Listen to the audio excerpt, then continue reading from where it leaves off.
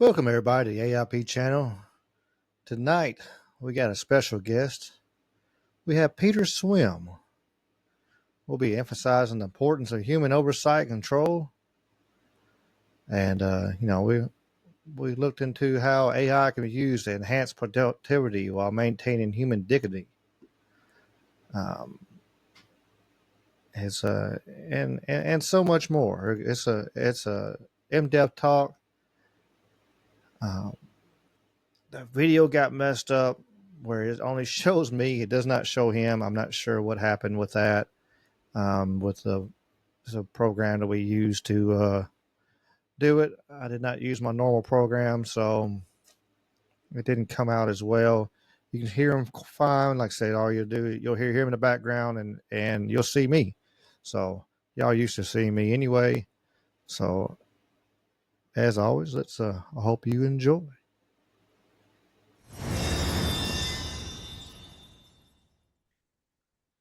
Welcome everybody. I want to welcome Peter Swimm to the show today, and we're gonna talk some AI and who knows where else is going to conversation will go. You never know. So Yeah, Peter, tell me about yourself here. sure. Well, first, Ricky, thanks for having me on. My name is Peter Swimm. Obviously, I've worked in tech. I've worked in tech since I was 16, um, doing all kinds of things. I've been at startups and I've been at the biggest companies in the world and the smallest companies in the world. And I started a consultancy called Toilville.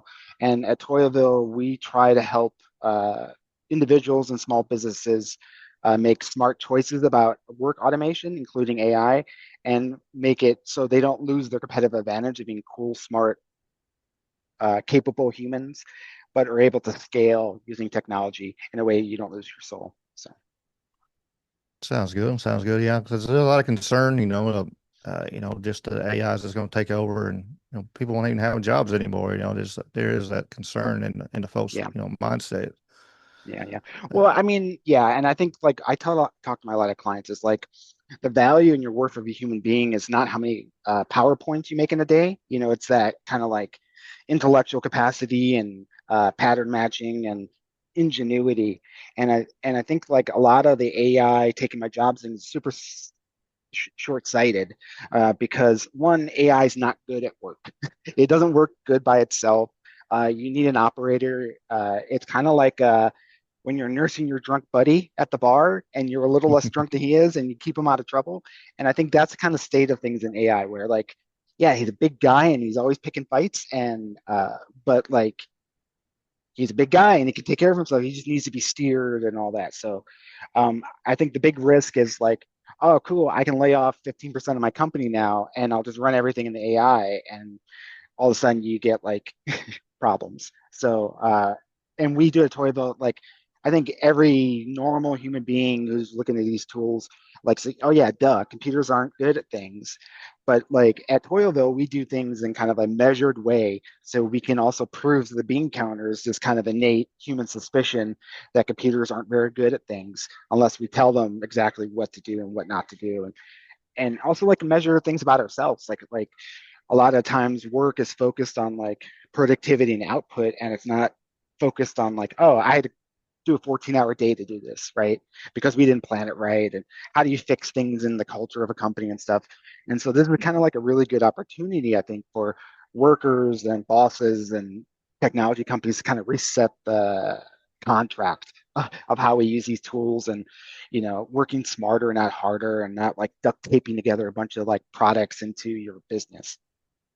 for sure, for sure. Because I mean, I think a lot of people forget, like you know, AI is amazing, and like if you're using the tools, and and I like to use a lot of the AI. I use like Grok and Chat GPT and all that, and to help me do with the podcasts and the other things. And um, we gotta remember that it's humans programmed it. It's not so it's going to have flaws. It's not going to be perfect. So, but yeah, so we'll always need that human interaction factor, and I think if we, more people will start to look at, as a tool and not just as a gloom and doom, maybe it'd be a more positive way of looking at it, maybe. Yeah, and I think the big problem is like I've worked in something called conversational AI for like the last 15 years, and the idea of conversational AI is a good one in that like I should be able to talk to a computer the same way I talk to the counter person at Starbucks and all that, and say all my problems, and they understand what I mean because we all live in a society. We know how to ask for stuff. I think the problem they get into is when you do that, you kind of anthropomorphize the computer, and then you start like relaxing and make it do things that are outside of the contract of that experience, right? And so like a pet rock, you draw a face on it and it's a pet rock, but it's a rock, right? You don't you don't want to pretend it's a dog or a cat. And Mhm. I really don't want to consider if my hammer has feelings and is sad when I use it to hammer nails, you know. And so I think like we can do a step back and use what we're learning from conversational AI and AI tools and make tools kind of smarter and more proactive and like saying, hey, the hammer's like, hey, you're using me to hammer the wrong kind of hammer into the wrong kind of nail. Maybe we should stop. Versus that, oh, my hammer's sad today and doesn't want to work, and doesn't, I don't want to feel bad that I'm making the hammer do something it doesn't want to do existentially and all that. So, um, and I think that also kind of assuages the whole like coming to take my job thing, right? Because the printer, sure, the printer can have a face and a name and googly eyes on it, but like it prints, and it shouldn't like give me an existential crisis when it gets jammed, right? We don't want it to like. I don't want to feel bad to make it print 500 pages in a day, So uh, we really need to center human dignity in these experiences, right? Because even though it walks like a duck and quacks like a duck, it's not a human, right? And humans are the most important thing in any kind of situation, I think. Oh, for sure, for sure. I mean, but I know that I've seen a lot of the concern, we run around on X and or Twitter and just, like I said, on other podcasts and stuff. Especially, you got the Optimus robots for, Elon's got them coming out and, stuff like that. And I, I don't know, having something to do with, kind of smart and do my laundry and stuff for me might be kind of cool, and Yeah, a little bit, absolutely. as long as it don't kill me in my sleep, I guess. But Well, I mean that's like the dirty secret, right? The Bill Gates, the Elon Musk of the world, they have 25 of the smartest humans on the planet on speed dial all day. So whenever they think of a problem, they can like, pull whoever on the phone and get them to answer the problem.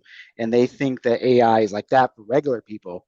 But the difference is like they want to, we'll never get to talk to those 25 people. We will pay Bill Gates AI for the right to talk to the imagination of those 25 people, right?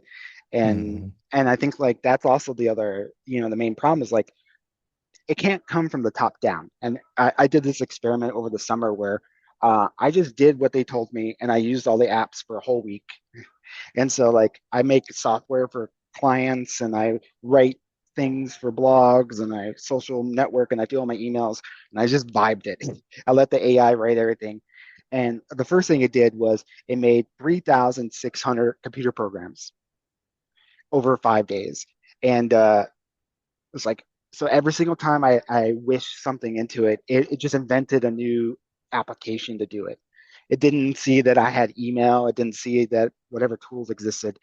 And I think that's really the main problem is like, these Sam Altmans and Elon Musk think that they could just give people AI and use as long as you pay them the rent every month to use these tools, it'll just work for you. But there's no way I think they can make that in like a off the rack kind of way. It's like a Brooks Brothers suit. Like it could kind of fit you if you are exactly like them. But if you're a different person, like, I love your office. Like this is definitely not like Sam Altman's office behind you.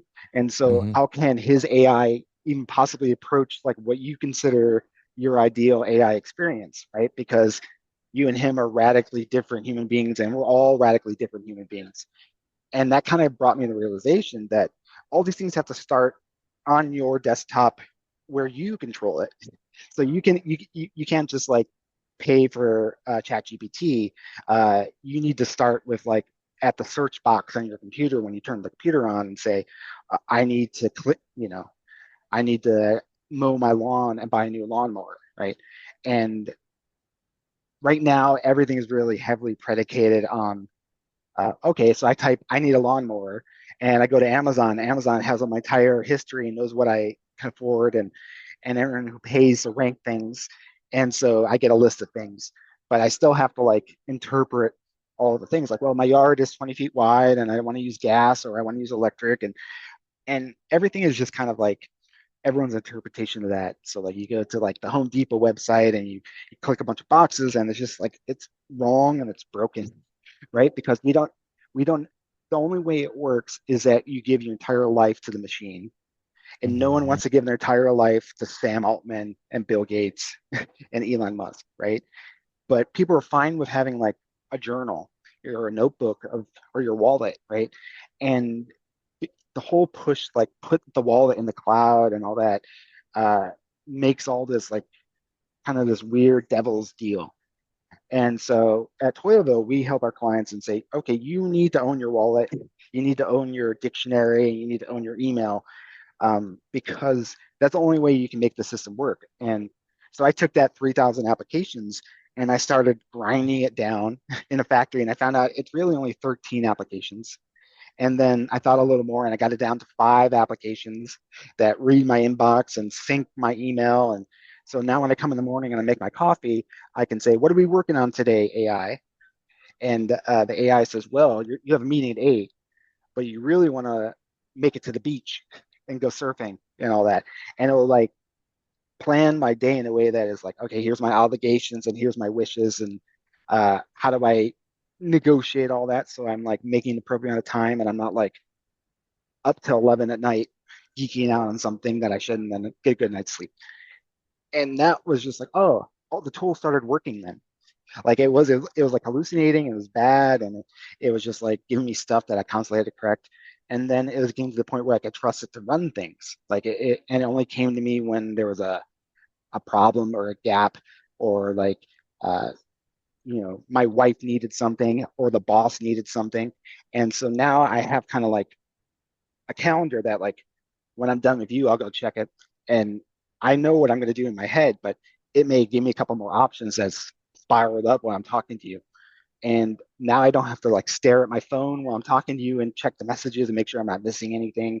And I know I'm going to be done today at 4 o'clock, so I can go home and uh, play with my daughter. And it's just like it completely changed the temperature of the relationship with technology. And I think that is the opportunity of AI, not like making a bunch of people in California rich, and letting them. It should make everyone who uses the tool feel rich or become rich or whatever their dreams are.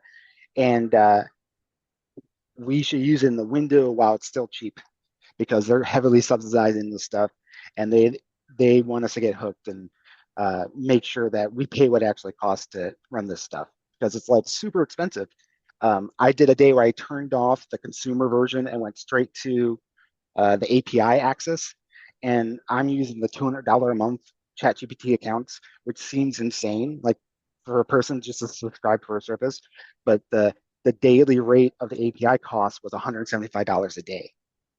So ChatGPT is eating that bill, hoping we get hooked. And once we get hooked, then the real bill will come, and it'll be like your cable bill, where it just goes up and up every month forever. So Mm-hmm. I think we have a really good opportunity, especially small businessmen. You can download tools, and if you have a computer that's good at video games, or you buy one of these Copilot PCs, or you buy one of these Apple Intelligence computers, they can run models locally, and you completely fire your entire cloud people and just do everything on your computer. And that's really powerful opportunity, because I think a lot of people know they want to do these things, but they wouldn't know where to begin to start. So you can like work with your AI, and maybe it takes a couple months or a year. You can actually build a system that works for you using AI or no AI, right? Because the choice to use AI is just like should only occur when it's stumped. So if you know what you want to do, if you have a system, you just need to automate that system. And that's what I end up telling a lot of my customers. I have clients where they've canceled their AI because they figure out, oh, that was a missing thing that kept me from like, we're all different people and we can't figure out how to do our projects effectively. So we just need to like streamline our process, and we can do it all from an Excel spreadsheet versus doing it from an AI or whatever. Because, humans have been planning stuff for hundreds of thousands of years, and we're good at it. So why not lean into that and make technology less dumb in that it gets in our way of like our, intuition and our sixth sense and all that stuff.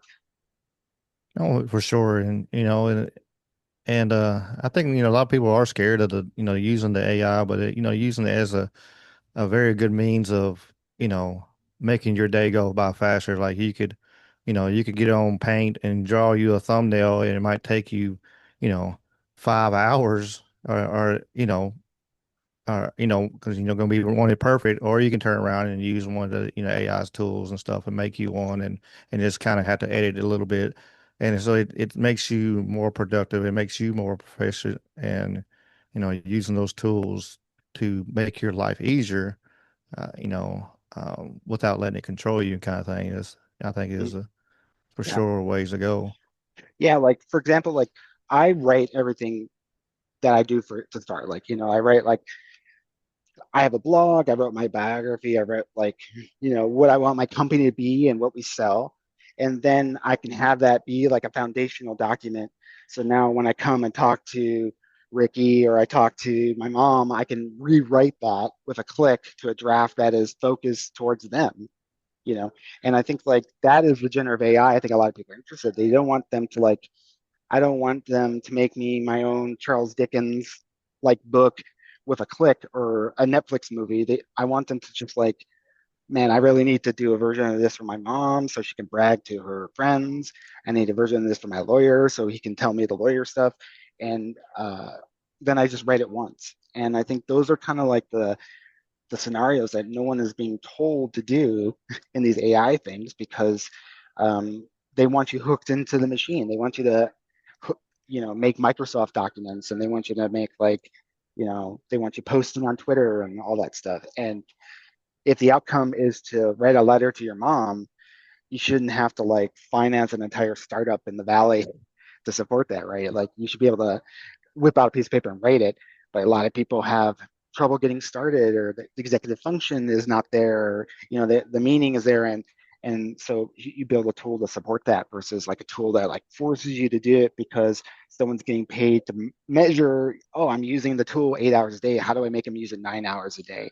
Because that's how we make our unicorn money and all that. So Yeah, it makes sense. I mean, because like, some people do, we get writer's block or we get a little it's a moment of where we're like, hey, I got this great idea, but how to actually bring it up to fruition, and using those tools to actually bring it up where you can actually see it, and in a very quick time, and um so that's, it's very good ways of using it, and yeah, yeah. I mean, like, and I think like where it gets like unhealthy is like when you become like addicted, where the machine is kind of driving you at the speed of how the machine expects to work.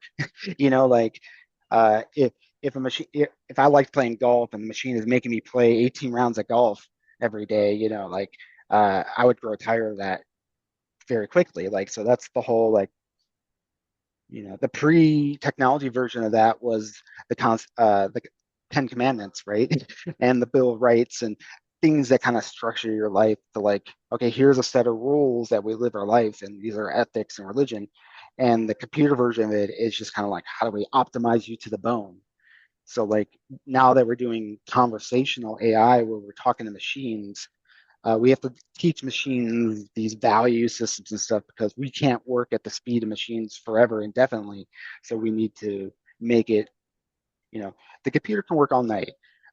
Should it tell me it's working all night? No.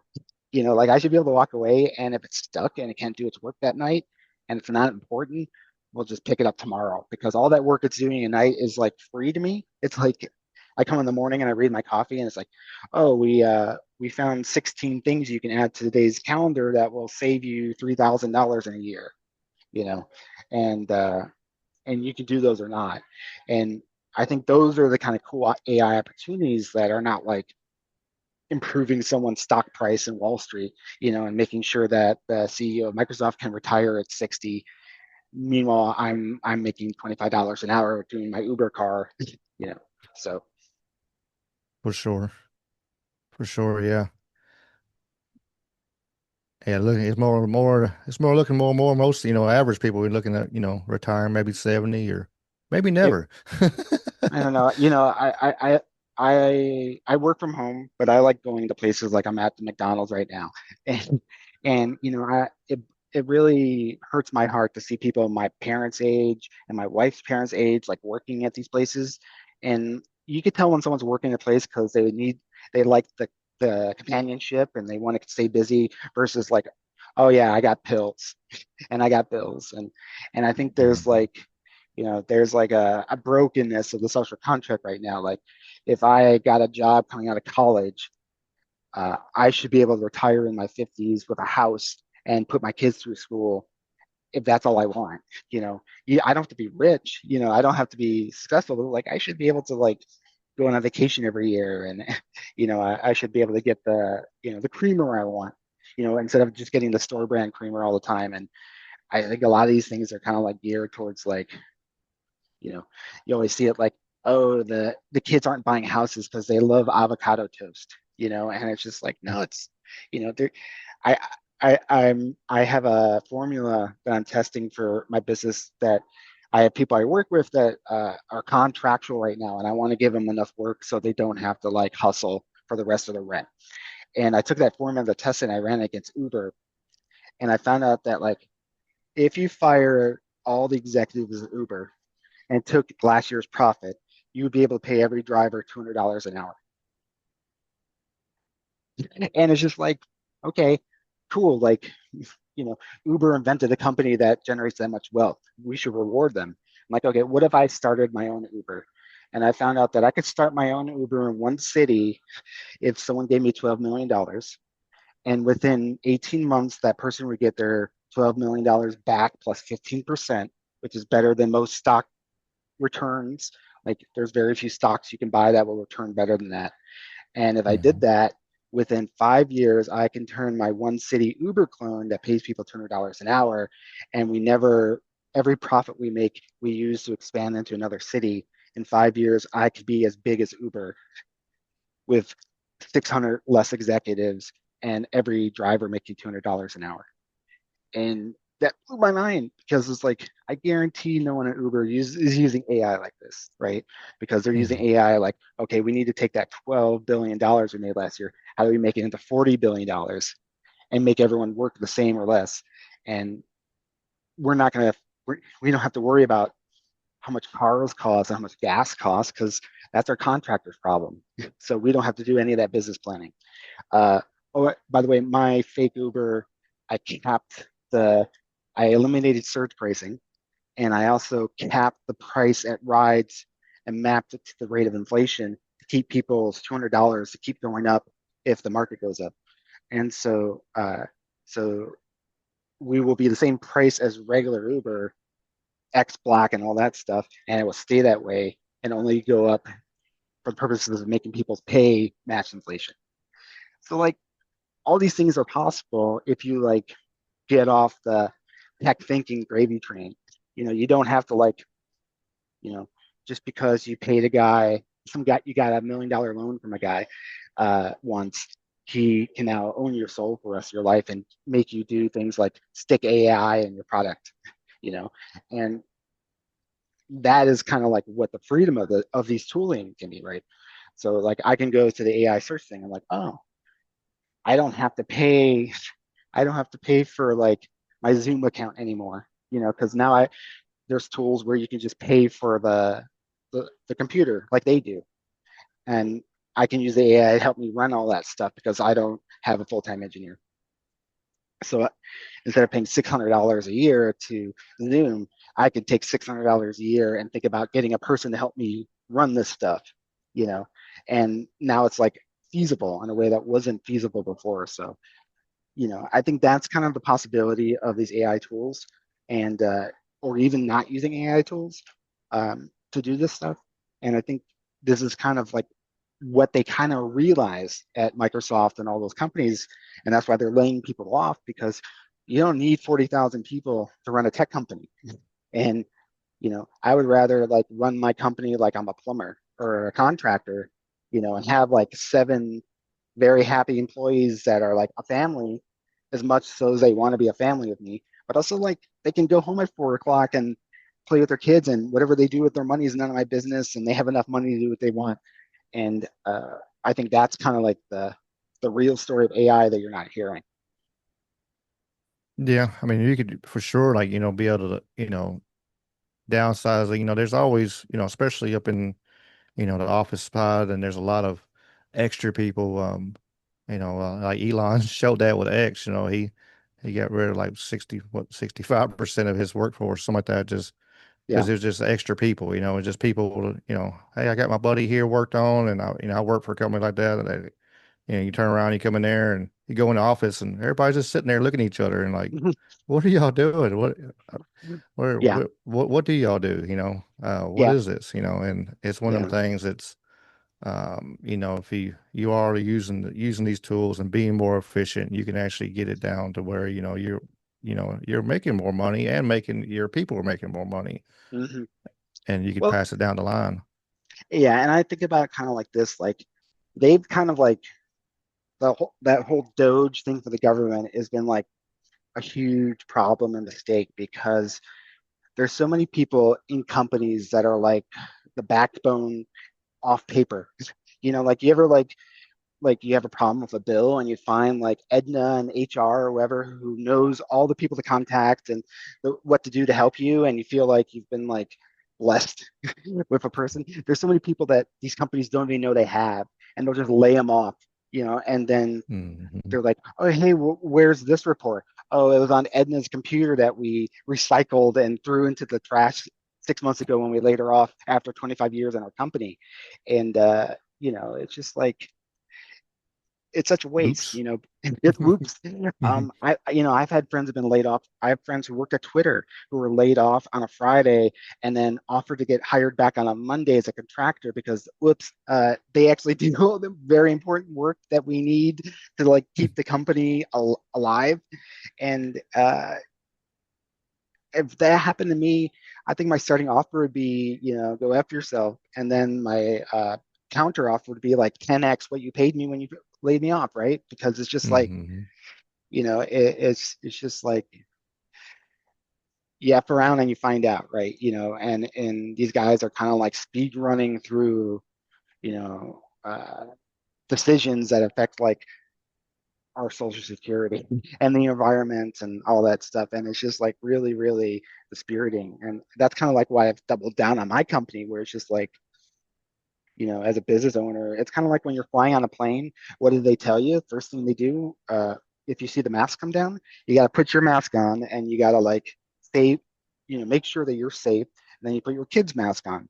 And I think, as individuals in this kind of like hellscape, you got to like protect your family and your friends and your community and your business, and then keep expanding outward, right? Because these guys don't have our best interests at heart.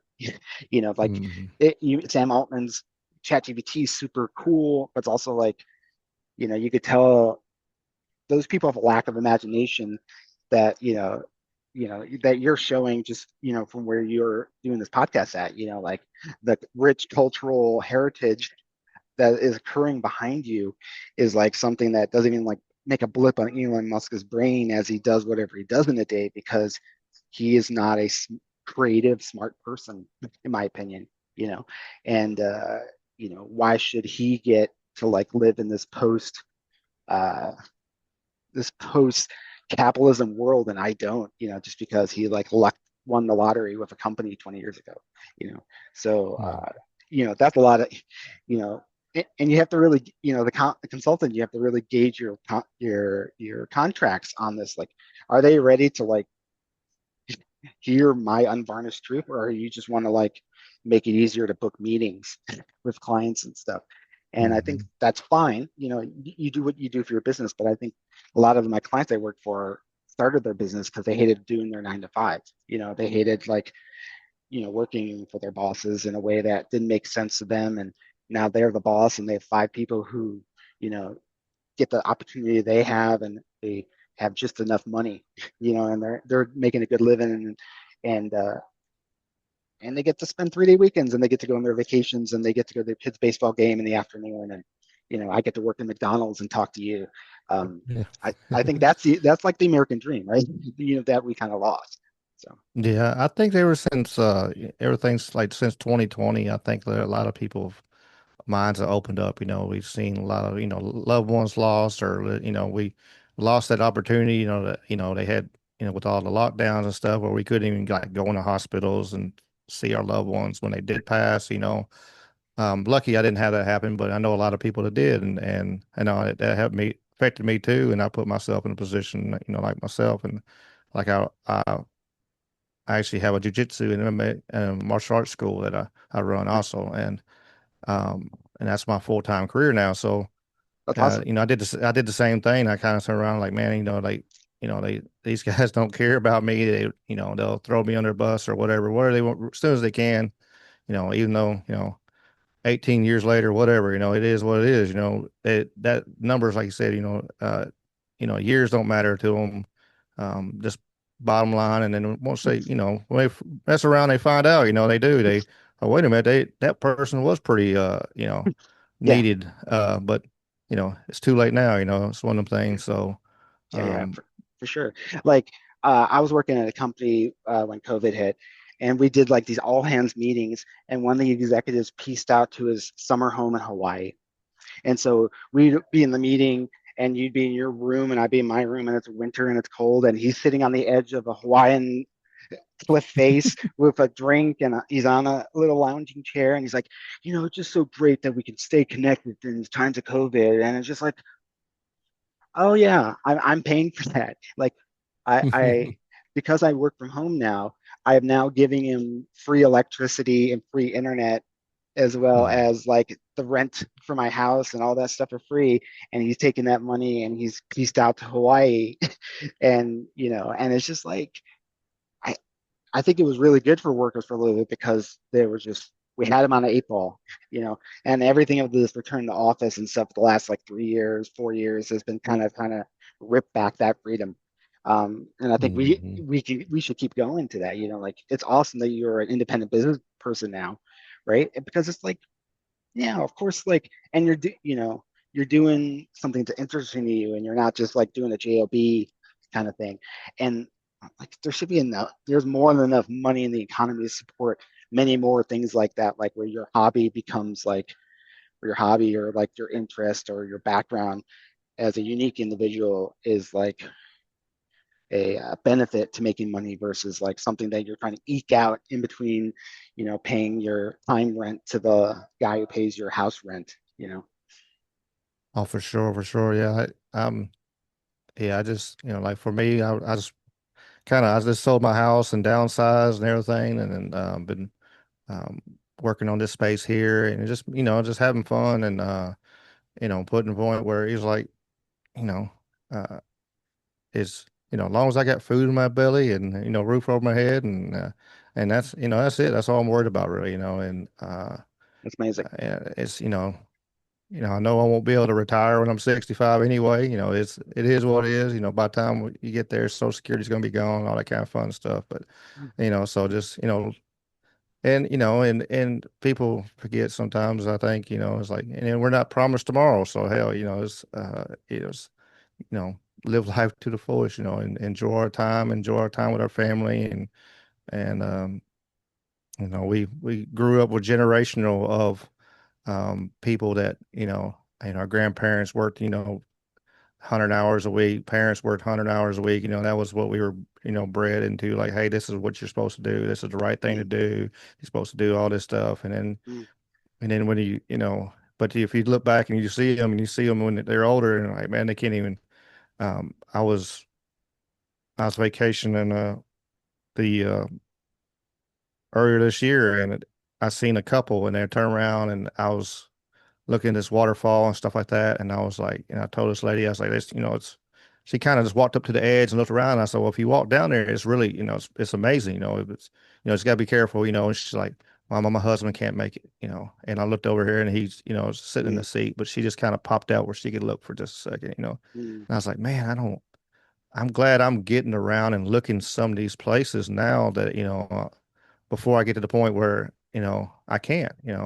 There'll be eventually a point where I can't move around very well and stuff like that. And that, if you wait in your life and you work your tail off all your time, and 6 days, 7 days a week, and then you get to the point like, okay, I can retire, and then wait a minute, I can't do nothing other Yeah, than sit here in my recliner and watch, yeah, gun yeah, smoke.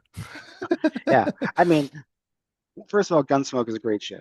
So It that's is, and no knocking gun smoke. Yeah, no knocking gun smoke, but but yeah, like when I was 12 years old, for the next 16 months, every man in my family died. My uncle, mm, my dad, my two grandfathers, my other uncle, and they were all various stages of success or whatever, but they were 40 and 55 and 65. That's and that's so young, right? Like mhm, they work so hard to like put their kids through school and make sure I was clothed and fed and all that stuff. And it's just like they never got to retire, just like we're looking at now in our mm, generation. I'm not going to look to retire. mhm, So it's just like, and I look at my watch, like that measures my heart rate and my weight and my blood sugar. And like ever since I started my own business, it's like, you know what I mean? All the signals, and I'm just like, okay, I'm no longer leveraging like my ability to like watch Gunsmoke in the future. Maybe I can go visit where they filmed Gunsmoke now. You know what I mean? And like, exactly. or go to the convention with the last surviving writers of Guns. Like, there's so many cool things you can do, and it doesn't have to be like fu money, right? It doesn't have to be like like your golden retirement. But like, I think if you worked full time from the age of, 22 or 18 or 16, and you make it to 50, you shouldn't have to work full time before you retire. If you don't want to, like if you don't have Right. the stamina and the body and the wherewithal, you should be able to start transitioning to being senior living. And there's no reason in this country why that shouldn't be, except we decided that it shouldn't be. And if you don't make it to that, it's because you didn't work hard enough. And we all know like working hard enough is like, I know so many people who grind out their $18 an hour 40 hours a week, and it's just like, how much harder you expect them to work? Like, Mm, they're doing everything that they're supposed to do. And so like that's the other thing I tell my clients is like, um, if you don't understand how hard your people are working, you shouldn't give them any AI tools, right? Because how are you going to measure if they're better or worse off with it, when they're done? Because you won't mhm, know, like, oh, Cindy spends 4 hours a day copy pasting an email into an Excel, and makes a PowerPoint out of that. And AI is able to like make that happen automatically so she can focus on her real job, which is like, scheduling your calendar and making sure you're supported and all that. So like you need to be able to measure how great Cindy is before you start like saying, oh yeah, AI will make Cindy even better without understanding what Cindy does. So oh, absolutely, absolutely. Yeah, she might be the cornerstone of calling and getting people together and talking to people. And if you um, don't understand that, yeah, yeah, it absolutely makes sense. Yeah, I worked 65 hours. That was just a normal week. 60, 65 was just a normal yeah. week to me. Hmm. And it was just, well, whatever. And then I'm like, man, I don't. And then I was teaching at the same time. So I'm like, man, I don't have time for anything else other than this. And Yeah. I was like, I'm not getting younger. Yeah. Uh, So right now, like all the people who work for me are working part-time because I'm working on getting them full-time. But in my mind, full-time is 40 hours a week minus a day, but more money, right? And if, I want to be able to like make sure that if they only want to do one job, I can give them enough of that one job and they can do whatever they want with the rest of their time in the week, right? And so I try not to think about things in terms of hours, but in terms of like, what do I get at the end of their attention for a week? And pay them something mm, appropriate for that. And of course, we have to do the hourly rate because that's what the market is and all that. But like to me, I think like if I started working for like a tech company in San Francisco at age 22, I can make $200 an hour, you know, and but if I like started working for that company and I lived in Kansas or Idaho, they would say, oh, we're going to pay you $148 an hour because the cost of living is different there, and it's like I'm still giving you the same quality of work, you know, it, like why should my labor be cheaper just because my rent's lower? Like, and I should be able to like live in anywhere that allows me to do the work in the world. And that's what the COVID realization was. The digital nomad thing was just like, yeah, like, okay, you're in San Francisco, I'm in Coeur d'Alene, Idaho, and you want to see my face. So I'll come in the office, and the money I save not living in San Francisco will allow me to fly business class on my dime, come visit you once a month, Hmm. and do things. And it's just like, and you'll get the same great work, and I will have the best house, that would be like a total armpit in San Francisco because the square footage is so dramatically better. And like, why can't I be clever like that? Like they're clever with the stock market and they're clever with their investings and stuff like that. So that's kind of like the shock moment I've had over the summer with this tooling. Is just like, oh yeah, yeah, we could be totally free with these things, but better hurry up and carve out a new contract because they're gonna just like say, oh yeah, uh, Microsoft doesn't need 40,000 employees; it only needs 8,000 employees, and so we're gonna just as we automate the people out of this the need our need for them, we're just gonna like cut them in half. And in the meantime, everyone's left behind will work twice as hard until they're gone. Hmm. So like, I have so many friends from my time at Microsoft that are like, it was their first and only job out of college, right? And so they're 47, 48, and they're getting laid off. So now they have to look for their second job in their late 40s. And it's just like, you know, no golden watch. Like there's like nothing to show for it other than just like loyalty. And you can have loyalty in one hand and spit in the other and see which one will pay your groceries, right? For sure. Well, I hope they all switch to Linux for the operating system. They just go ahead and do away with the. Well, If they got treated like that, let's go ahead and just cut themselves all away from Microsoft. well, one of, I really think like, when you open up a computer, it should just remember how Google used to look before it became what it was, and it was just like a white page with a box. Like that's how Hmm. all computers should come, right? And like someone should do a Linux distro that's like, what do you want to do with me? And you're like, I don't know, I love fantasy baseball. So it'll make the computer all around like roto world and scanning baseball stats and whatever you want to do. And that's all you want to do with it. That's fine. But I think the problem is like, you know, your computer comes with all this stuff, and because they want to make money, they install stuff you don't even want. And I think that's the power of Hmm. Linux is just like, what if Linux was just uh, a white screen with a box and you told it what it did and it only put in that stuff? Like, okay, I need an email and I need MLB.com access and I need to be able to stream MLB TV and I don't care about anything else, you know? So, Hmm.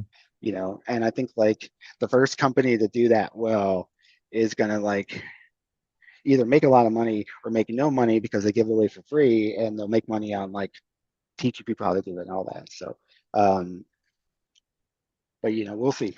We'll see. Um, Yeah, that's I'll say on that quick note on that. I was like, I like that Linux Mint. It mm, works really well. It's they've done that very well. That way you can upload it. I put it on the Apple laptop. mm, I bought a cheap laptop and I'm like, guys, I'm gonna sell it for $10. Like, I guess for $10, the hell, I can't I can't lose money here. mhm, And I popped me another hard drive for it, and because it was locked with somebody else's name in there. So I put a different hard drive in there, and then I put Linux on there and got it working, um, and so it was pretty neat, and to see how and like my printer popped up, everything popped up, everything was working right, and it's like, and this is cool. yeah. Uh, Yeah. the possibilities of you can be able to do that kind of thing, and I can see people doing that. It'd be just a bare bones, We, just yeah, I mean what you that's the kind want. that's the kind of thing is like there's so many people with like thousands of dollars of computers sitting in their basement, right? And that are perfectly fine for checking email, going on the internet and doing whatever this or that, that were made in the last 10 years or 15 years. And so if you made a Linux version of Windows that didn't have like the need to force you to upgrade hardware every 6 months, everyone in America should have a computer, you know, that can do Mm. that, right? Because there's, I have 7 computers in my house that are like various states of needing to be recycled. And like if I had a place where, like when you give away your old glasses to the doctor, so they give it to kids and stuff like that. Like you should be able to give away your old computer and they'll just wipe it and put in, you know, Chromebook for the kids' school or whatever. And the school district doesn't have to buy any computers this year, because everyone donated their old computers. And, That would be a like good idea. I mean, that would be a good idea for somebody to take off with or something like that. So yeah, yeah. if you're And listening, yeah, there's a good uh, idea. Run with it. well, and I think that's the thing too, is like these guys, like they think good ideas are enough. Like I can just tell AI to do everything, but I think you have to have like a system and values and stick it to it in this, and you have to be cool and uh, collected and know all the ins and outs. So that's why AI will never replace us, right? Because you can have anyone can have an idea, but like being able to see like what it takes to achieve that idea, that is human ingenuity in a nutshell, right? So I think as long as people have that and we make that a value as a culture, uh, we won't have Terminator outcomes, with our stuff because, it's like the hammer is not going to fire me because I will never let a hammer have the ability to decide if I work or not, you know. So why would you even make that thing? Why would I even make a hammer that could fire me? It's No, absurd. absolutely. Yeah, So sounds absolutely. I have a hard stop, but I love this conversation. This was a great conversation. No problem. I appreciate you taking the time and talking with me and for my audience can listen to you and yeah, I can ramble on all day if we had the opportunity, but For sure. And I love to just come back. I love to come back in a year and see if I was right or wrong, or things got worse or things got better. So, yeah, ask me back anytime. And if people want to reach me, my company's called Toilville. You can reach us at it's toilville.com. And my contact form is open. So if you have questions, we do office hours like this where you just come and, ask me a question about like, should I use this for my business or not? And I don't paywall that kind of help. You just like my grandma had a saying that the only way to be street smart is always say no. So I'll tell you how to say no to stuff, and that's always for free. And if you're a small business person, we can work something out. I can help you use these tools effectively and be a force multiplier, but also like run your business the way you want to run it. So sounds great. Yeah, I'll try. I'll make sure I'll put the links in the description so everybody can get uh, I'll be able to get a hold of you and get some access to you and everything. So they need anything help or with their business or any for other sure. kind of AI stuff. It'll be great. Yeah, for sure. Yeah, and I love talking to like educators and teachers and people like you who are like training people and stuff who want to like just do a little bit more, but don't want to spend a lot of money doing it. So like, reach out to me, even if you think you can't afford me, we can work something out. So Sounds good. Sounds good. Well, I sure appreciate having you on, and like I said, I'll for sure we'll reach out and we'll do it again. Maybe we can do another 6 months, a year, whatever whatever yep, works out for our schedules, and it sounds for sure. great. Well, great. It was great to be on the show, Ricky, and thanks for asking me. Yes, sir. Thank you. What do y'all think of that talk with Peter? Would y'all like to have him back on and do more in depth talks and go through and then we can explain what's going on with his business more? Um, as I said, we're going to have drop the links in the description. Make sure everybody knows how to get a hold of them if you do want to get a hold of them for your business and stuff. And it's I thought it was a good talk. If you would, make sure you like and share. Make sure you check out all the links in description with the, where we're on the Trouble Minds Radio Network. Also with the merch, get you a T-shirt, get you a hat, get you a coffee cup. We're help support the channel. You can also go on Rumble and subscribe and actually do a subscription if you want to, so you don't have to worry about commercials. If you just want to only watch our show, now you can get with the big Rumble and pay. Um, but check it out. We we're going to have our lives on Wednesday, shorts on Monday, and throwbacks on Tuesday. And so we're going to keep on putting out content for Friday. So as I appreciate y'all listening, as always, y'all keep on keeping on. And the peace in the chicken grease. Y'all be good. Got to keep on, keep it on, baby.